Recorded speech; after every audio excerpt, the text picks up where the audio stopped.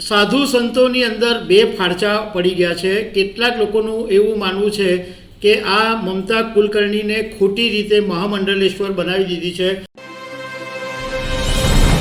નમસ્કાર।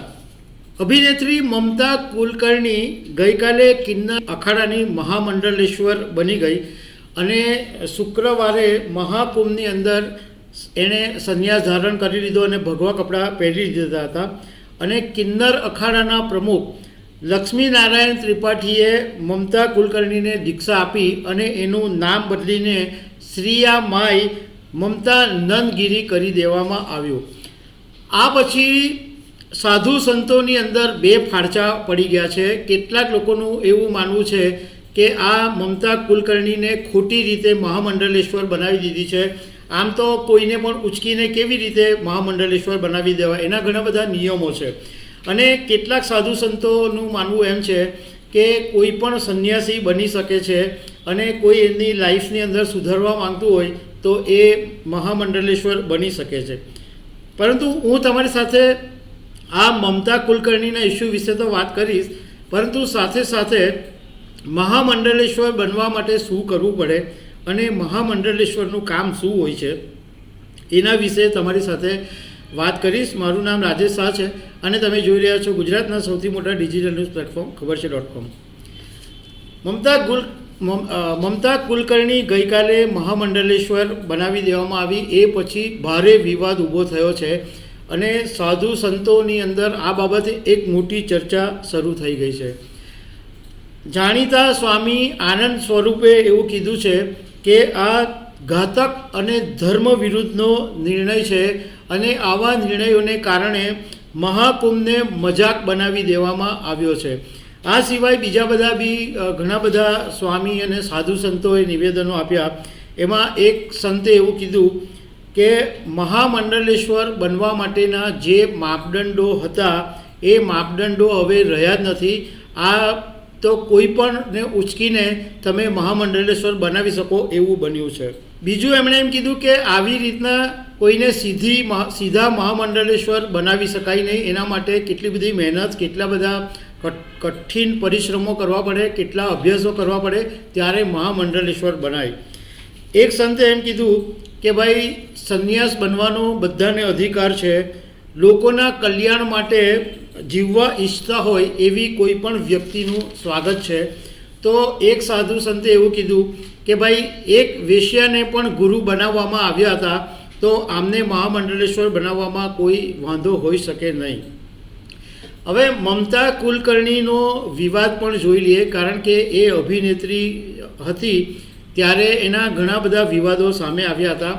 1993ની અંદર stardom magazine પરના ફ્રન્ટ પેજ પર આ મમતા કુલકર્ણીનો ટોપલેસ ફોટો છપાયો હતો અને ચાઇના ગેટ ફિલ્મની અંદર ફિલ્મના ડિરેક્ટર રાજકુમાર સંતોષીએ એને અભિનેત્રી તરીકે લીધેલી, પરંતુ એને ફિલ્મમાંથી કાઢી મૂકવામાં આવેલી, પરંતુ પાછી એમને લેવી પડી કારણ કે અંડરવર્લ્ડનું એટલું બધું પ્રેશર આવ્યું કે મમતાને ફરીથી ફિલ્મમાં લેવી પડી, પરંતુ એ ફિલ્મ સાવ ફ્લોપ ગઈ હતી। બીજું કે મમતા કુલકર્ણી પર ઘણી વખત એવા આરોપો લાગતા હતા કે એણે ડ્રગ માફિયાની સાથે લગ્ન કરેલા છે, પરંતુ આ જે વાત છે એને અનેક વખત મમતાએ રદિયો આપ્યો છે કે એણે કોઈની સાથે લગ્ન કર્યા નથી। હવે હું તમારી સાથે એ વાત કરું કે આ મહામંડલેશ્વર બનવું હોય તો એની શું શરતો હોય છે।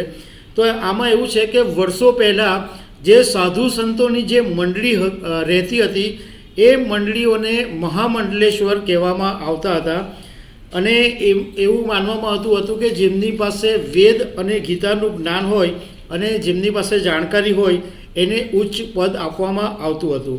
પરંતુ એ વખતે શંકરાચાર્ય જે હતા એ અખાડામાં અભિષેક પૂજન કરાવતા હતા અને એ વખતે ઘણા બધા મતભેદો ઊભા થયા અને એ મતભેદો ઊભા થયા પછી અખાડાએ પોતાના જ મહામંડલેશ્વર બનાવવાનું શરૂ કરી દીધું।